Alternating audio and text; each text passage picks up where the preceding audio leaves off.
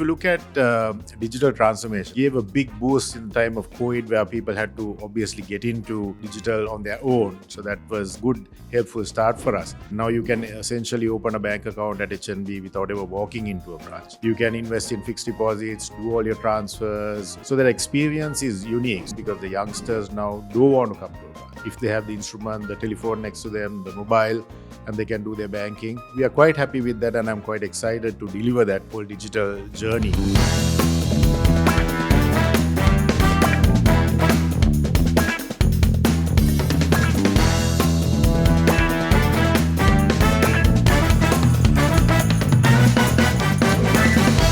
Hi everyone, and joining me in the studio today in another episode of HNB's Shapers of Tomorrow is Sanjay Wijemanne, Senior Executive Vice President and Chief Operating Officer of HNB PLC. Welcome, Sanjay. Thank you. Lovely being here. HNB is lucky to have you, and I say that because you have both local and foreign banking experience. A very rarity. Either people pursue a career in local banking or they decide to stay with foreign banks right through. So as someone who has this mix of experiences, what excites you and what concerns you about banking trends in Sri Lanka? So I think three things that really excite me. One is the whole digital transformation that we are going through. The second one is hyper-personalization. And the third one, the buzzword being fintech. I think these three really have been terms that we've been getting used to, understanding a little better, and then trying to really execute some of these bigger agendas within HNB. And if you look at digital transformation, I think it gave a big boost in the time of COVID where people had to obviously get into digital on their own. So that was a good, helpful start for us. But then as we went along, we realized that it's here to stay. Customers are looking forward to that transaction with the bank. So how do we make that so much better than an experience than coming to a branch? So we've done a lot since then. Now you can essentially open a bank account at HNB without ever walking into a branch. You can invest in fixed deposits, do all your transfers, open secondary accounts. So that experience is unique. So we had to build a lot in terms of making sure the experience is so much greater than coming into a branch. And we feel that this is here to stay because the youngsters now don't want to come to a branch. If they have the instrument, the telephone next to them, the mobile, and they can do their banking, that's done. So we are quite happy with that, and I'm quite excited to deliver that whole digital journey, especially to the individuals, but we've now gone on to corporates as well. And then if you look at hyper-personalization, that again is another buzzword that is out there, mainly in other markets, but you see it coming to Sri Lanka as well. People want to feel a difference. People want to feel differentiated than somebody else. But here again, you have to work with the technologies, the big data, the AI, the historical data you have. And if any of those things are wrong or not accurate, then the experience that you're trying to curate is not going to be the correct one. So it takes a lot of work for us in a big bank like HNB to first get your data right, to understand the transactions, to understand the profiles, to build that in. So that's what we have done initially. And since we are also the merchant acquiring market leader, we have a lot of details in terms of transactions, understanding what they do in Sri Lanka, what they do overseas, what people do online. So each individual's different preferences can be analyzed and then put out as different experiences. Even if you look at a simple card deal or a card sort of offer that we give, how do we personalize that to something that is special to you, based on your likes and dislikes?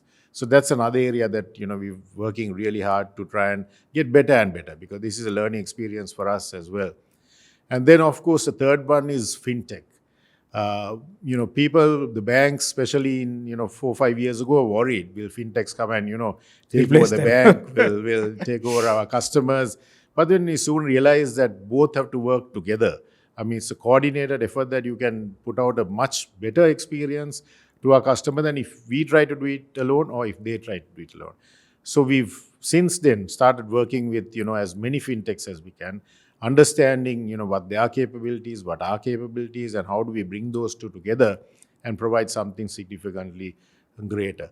And I think that has a great opportunity because as a bank, sometimes it's very difficult for us to look at smaller innovations, very fast technologies that can be put out there. And the fintechs are focusing on that every day. They're looking at how do they innovate, how do we do things differently. So whenever they have something solid that supports our customer base, then we look to see how do we work with them and put that out to the market as a collaborative effort from the banking side. So those three things, I think, are key factors that really excite the banking industry.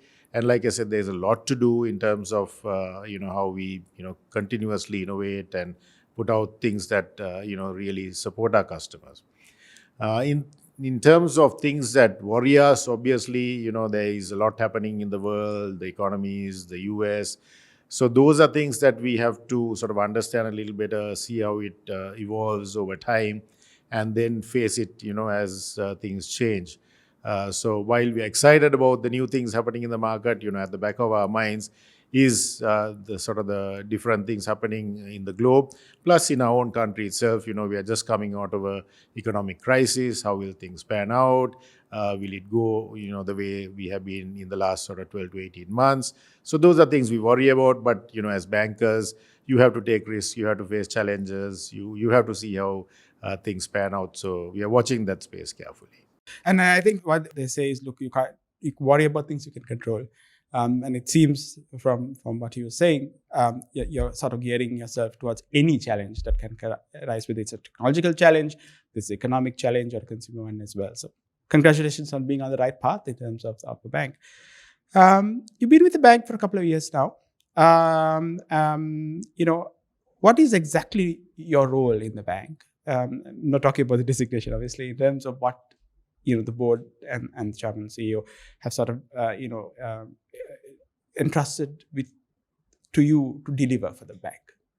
So really looking at the whole business side, how we work on the whole ecosystem, we operate to all the different segments in the market. That's been a strategy that we've had for a while. So if you look at from individual, from the time you're born until you're a senior citizen, we have the total package of products that we continuously work on.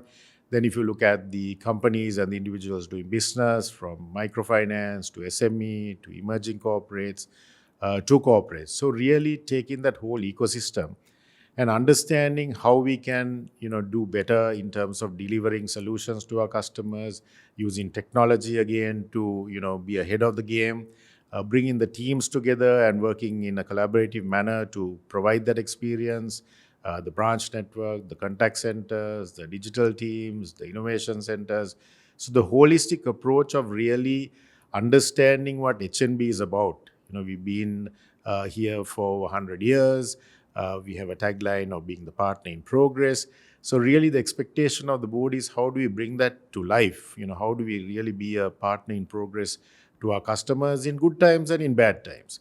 And I think the last few years particularly, have really taught us and helped us to see how do we be there for our customers during tough times, because it's so much easier to be there when things are going well, but when the tough time hits you, that's when a bank really needs to step up and see how do we cater to our customers. And I think particularly over the last few years, coming from 2019, COVID, and then after all that, the economic crisis really hitting was where we had to really step up. So digital was a big area. We had to find ways to support our customers in terms of collecting payments, payment gateways for them to, again, do digital payments. And then the people who were struggling, the tourism industry, the construction industry, to work with them to understand. I mean, if you look at the tourist industry, right, you look at a hotel, that's the most simplest thing. But the staff in the hotel were affected. Then you look at all the support customers, the suppliers, the seafood supplier that supplies to the hotel. You had smaller time microfinance customers who may be doing cultural shows there. Then you have people who are doing safaris. So we had to really understand that full ecosystem and really take that into account and say, look, all these people are affected. Now, how do we support them? And we had to be closer to them to understand what is their cash flow for the next year, what sort of business will they have. Are they thinking differently? Now, some of the tourism industry, the boutique hotels, at the point sort of the COVID and economic crisis happened, they were not even catering to the Sri Lankan market because they were happy, they were getting enough high-end tourists coming in, and there was no requirement to go into the local market. But suddenly, when things change, now how do we get into a local market? So how do we help them with maybe our card offers, promote those properties to our customers, and then support them again with payment? So do they have a web page to collect and a payment gateway? Do they have the simple point of sale machine or a Momo, the HNB Momo to collect payments? So those are all things that we kind of really worked on, and as sort of the new management coming in, we're really trying to see how do we now work within the ecosystem. The supplier finance, distributor finance, looking at the value chains to really work within that space. A bank doesn't live in isolation. It is a critical part of an economy, of people's progress. We spoke about the recovery, we spoke about the crisis and the role HNB played in it. Just want to elaborate more about the recovery, and then actually what we need is growth. If you want to repay the international loans, if you want to lift the standards of our people. What is the role of HNB in the economic recovery, and then hopefully the potential growth of the economy? So some of the key areas, again, when we looked at the crisis, one big issue was imports versus exports. So it was a clear message, over the years, that obviously we need to export much more. People need to get the confidence to start going out into markets. So that was one big step we looked at. How do we make the present exporters go to more markets, have more sort of revenue coming that way, and then how do we entice more people to come in to the export market? So we worked with even agencies within Sri Lanka to see how do they get these certifications, how do you get confidence about buyers. Then we work again with fintechs. We have a partner, the Cord 360, who has various buyers from China, from Europe, who are already registered buyers. So we've seen their potential. We know that they're good buyers. So then we plugged in our customers to that platform and allowed them to display their products so that those buyers can get a feel of what we have to offer. So really encouraging more and more people to come into the export market. Then we looked at the marketplace. Again, during the crisis time, there was so many who lost even their retail space. They couldn't do anything. So we offered all our branches. We said, look, there is a store for you here. You come into our bank, our customers are coming in, you support them in terms of your products, show them what you have, and then immediately you have a retail space. So this worked very well for our customers. 250 branches, prime retail space, right? You're not able to get this type of space anywhere. Then after we started that, now we are looking to see how do we take them to what you call a marketplace, a digital marketplace, because a person in Jaffna may want to sell his products to somebody in Colombo. He's unable to do that unless he comes on a daily basis. So now we are trying to see how do we digitally have that support to have a sort of a marketplace both in Sri Lanka and overseas. So that was sort of the export side. Then we look at other sort of areas that the government was focusing on. So agri was one. So we started a big program, the HNB Sarusara, really bringing in farmers from across Sri Lanka. So we had a plan to cover all over Sri Lanka, 50,000 plus farmers. But again, the difference, we wanted them to use technology, drone technology, to try and see how do they make their productivity much better. Because you can't stay in the same place, the same old-fashioned methods are not going to help them to get to where we want or where they want, and really fight in the sort of the global market as everyone is developing in the same space. So really looking at those areas, how do we support with technology? How do we give them opportunities, make them closer to the market areas, understand the issues, and try to see how we solve those. So that's one big space that we are operating in. And like I said earlier, microfinance plays a big role for us in terms of really bringing people from the grassroots, giving them that support. So we've invested a lot in terms of, it's not a cheap way of doing things, because we have to have individuals out there in each one of our branches, visiting people, seeing the crops, seeing the different shop spaces, and helping them to understand finance, their collections, their payments, how do they save, how do they bring that money into the banking system so that we can evaluate them better. So that's a big start that we have done in our microfinance side. We have been doing microfinance for 45 years, but we see it's much more important now because people also want to come into these areas. They've also realized, look, when there's a crisis, I need to have something to back myself up. I need to support my family. So we see a lot more people coming into these business areas to try and see how they do something, especially in the agri area, because of the technology coming, because they're able to do things in a more sophisticated manner. They look at, coming into those areas. So supporting microfinance, and then again the SMEs, looking at how they develop and expand their markets, how do they become more cost efficient, how do they put a ERP system in their platform, how do they do trade online. So us investing in, I mentioned earlier, the transaction banking, where everything that can be done digitally so that their cost comes down. So those are areas that we want to see our customers going overseas and exporting a lot more. Import substitution is a big thing, local manufacturing. So looking at all possible opportunities, working with the various industry partners, and being there again as a partner in progress, to be there for our customers and learn from them, support them, and give them the solutions needed as far as possible. Actually, we have gone beyond banking. It's not just products for us, but we are trying to see how do we create opportunity and how do we create interest from people to get into this ecosystem and develop as a nation is our motto, really. When I talk to bank CEOs around the world, who I deal with, what they tell us, what they tell me is the future for banking is based on two things.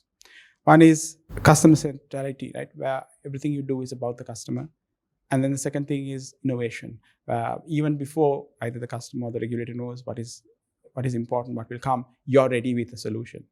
What is your approach to customer centrality and innovation at HNB? Great question. So I think the single most potential capability you have as a bank to differentiate is your customer service, because everybody can copy your products, your marketing campaigns, everything is very easily copied. But if you have that superior customer excellence, customer service, nobody can take that away from you. So that is something that we work very hard in terms of getting it right, and it's something that we know will develop over time. You can't get to a status of happiness and say, no, we have achieved the superiority in customers. It won't happen. It's a daily routine in terms of understanding and growing. So in whatever we do, in process re-engineering, in technology investments, our core KPI is how does this affect, support, and be a benefit to our customers. So we don't do anything that doesn't work in that pathway. So be it any meeting that we have, our final goal is how does this support our customer. So that is at the center of all our things we do. It's in all our KPIs in terms of how do we operate. So I think having that at the top really as being able to look through how do we do better has helped us to do all our tech investments. Because if you do again a mobile app that you have, if you look at it internally, not looking at how it benefits the customer, you're not going to get a very good rating. So we continuously learn, we get feedback from them, we take reviews very seriously, and then complaint management. A lot of people look at complaints as, okay, we had an issue, let's sort it out, problem closed. But we go beyond that. We go to the root cause, what happened, then we look at our process that supports that journey and see how do we tweak the journey to make it better for the customer. So we actually, I would say we love complaints. I mean, it's not a good thing to say, but that's how you learn. Otherwise, sometimes people will have a bad experience and they don't tell you, you can't correct yourself. So we search for feedback. Not complaints, but feedback, really understanding. And then going into that root cause to really understand, how do we do better. And then we use the traditional ways of mystery shopper. We have the feedback, every time you do a transaction, and it has to be on any channel. Sometimes you may only survey the customers who come to the branch or your contact center. That's not good enough. So we've looked at whether it's an ATM machine or our self-service machines, your call center, your branch, your digital channel, wherever the customer is engaging with us. Every touch point, we want to understand, are we doing well? Are we doing better? And how do we improve? So that really supports us to work on our customer centricity. Then if you look at innovation, there again, we've been out there quite aggressively in terms of being able to innovate, because like I said, old bank, sometimes not easy to make the changes. So innovation has to be again, in our system. So we actually created innovation lab. And how we look at that is basically whenever there's a problem statement, can be in a network, can be in a back office, whenever we take that issue, it's sent into the lab and said, look, this is a problem statement that we have. The department is struggling to provide good service to our customers, or there is a delay, or other banks are doing it better than us. So how do we enhance our solution, our customer journey to be better? So then, depending on the problem, we then get a team from the relevant areas, because each problem is different. It may need tech, it may not need tech. It could be a simple change in the process you have. Sometimes you may need to put RPA in, and then you really map out that journey from the start to the end.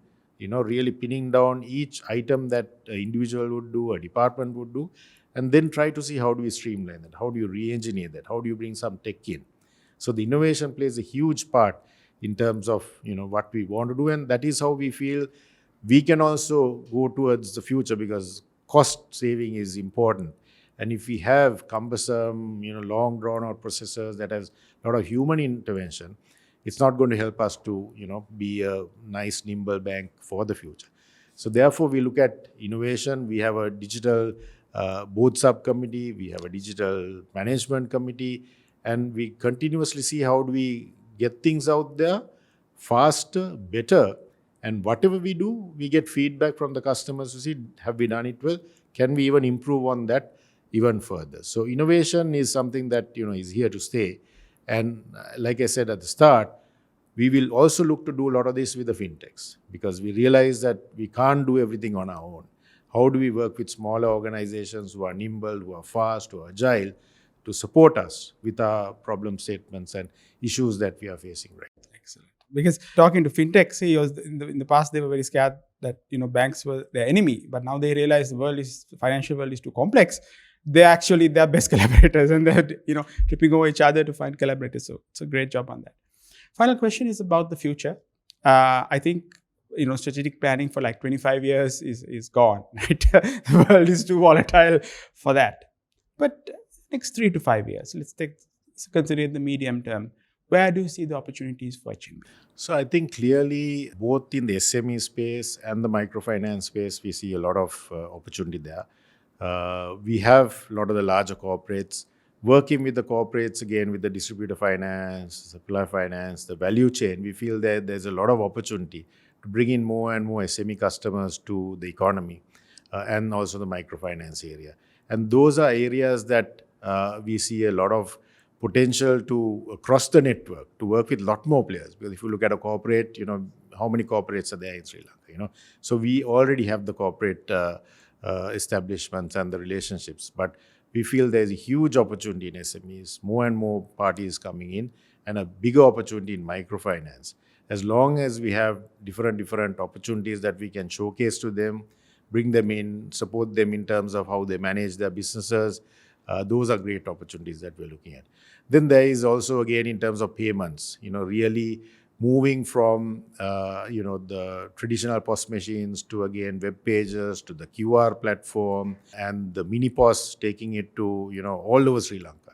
So there's a big opportunity there. I mean, if you look at the POS machines, we are still talking about 400,000 in whole of Sri Lanka, right? So we should be talking in terms of millions, being able for people to, even a small cupcake, manufacturer, to be able to, collect payments digitally. So that is a big opportunity that, we are really moving along. And then we see some opportunity in the international markets for us to look at potentially going out overseas. We are anyway doing some work in the Maldives. We do acquiring there, but we are looking at a sort of a bigger opportunity overseas. We purchased the HNB Investment Bank, or we purchased the 50% of the shares from DFCC, and now renamed it as HNB Investment Bank. We see that again as opportunity to support our customers, because even our customers' requirements of stockbroking, going into treasury instruments, corporate finance in terms of going public, share issues to raise capital. So that again is an opportunity that we see, and that's why we made that investment into the HNB Investment Bank. So I think as the country comes out clearly of economic crisis, there is enough opportunity. If you are able to stay the course, if you are able to make use of technology, make things leaner, cheaper, cost-effective, and provide good, solid solutions, and really going out to the export market to take our products to all over the world is I see a big opportunity, because whatever we supply in Sri Lanka, I mean, start with governments, I mean, we have been, the best supplier in the US market, providing to Nike, providing to, the All Blacks, the top tennis players in the world. So it means that if the Sri Lankans get their act together and really supply items, they can really do some good work, and we are trying to support that journey. And that's the opportunity. We see that Sri Lanka is too small to operate for us to look at the next few years. So we want to support our customers who want to go overseas mainly. Sanjay Wijemanne, thank you for your time. Thank you very much. Lovely being here.